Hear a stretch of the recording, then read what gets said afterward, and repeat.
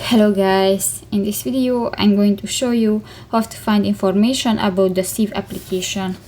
But first of all, I just want to mention, please don't forget to subscribe to our channel, because at 100,000 subscribers we are going to show you our YouTube revenue statistics and growth strategy, how to make money online. So let's jump into it. First of all, open the application on your device.